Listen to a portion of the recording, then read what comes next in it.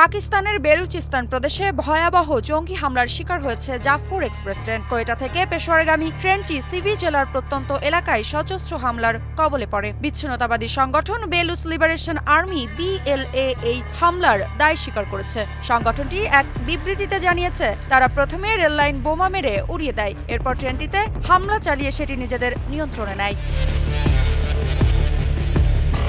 Railway সূত্র আল জাজিরাকে নিশ্চিত করেছে যে জাফর এক্সপ্রেসের 9টি কোচে 400-এর বেশি যাত্রী ছিলেন। 11 মার্চ ট্রেনটি যখন বেলুচিস্তানের রাজধানী কোয়েটা থেকে উত্তরাঞ্চলীয় শহর পেশোয়ারের উদ্দেশ্যে যাত্রা শুরু করছিল, তখন এটি হামলার শিকার হয়। প্রাদেশিক মুখপাত্র শাহিদ্দিন জানিয়েছেন, কোয়েটা থেকে 160 কিলোমিটার দক্ষিণ পূর্বে সিভি শহরের একটি প্রধান হাসপাতাল জরুরি অবস্থা ঘোষণা করা হয়েছে, কারণ ট্রেনটিতে তীব্র গোলাগুলির খবর পাওয়া গেছে।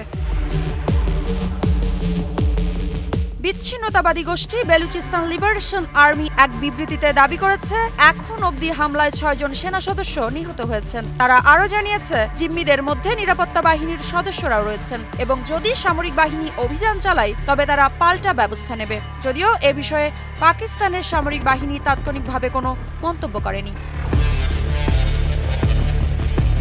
কোয়েটা থেকে পেশোয়ার পর্যন্ত 1600 কিলোমিটার দীর্ঘ এই ট্রেন ভ্রমণটি 30 ঘন্টারও বেশি সময় ধরে চলে এবং এতে 30টিরও বেশি স্টপেজ রয়েছে। গত অক্টোবর মাসে BLA এর দাবি করা এক হামলার কারণে ট্রেন চলাচল 2 মাসের জন্য বন্ধ ছিল। বেলুচিস্তান, যা খনিজ ও প্রাকৃতিক সম্পদে সমৃদ্ধ, দীর্ঘদিন ধরে বিচ্ছিন্নতাবাদী আন্দোলনের কেন্দ্রস্থল। সরকার ও জাতিগত বেলুচ বিচ্ছিন্নতাবাদীদের মধ্যে দীর্ঘদিন ধরে চলে আসছে সংঘাত। সাম্প্রতিক বছরগুলোতে চীন পাকিস্তান ইকোনমিক করিডোরের বিভিন্ন প্রকল্পে কর্মরত চীনা নাগরিকদের ওপর হামলার ঘটনা বেড়েছে।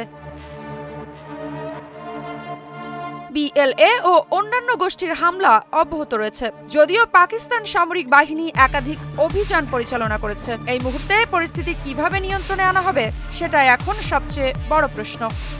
মৃত্তিকা বিশ্বাস, নিউজ 24।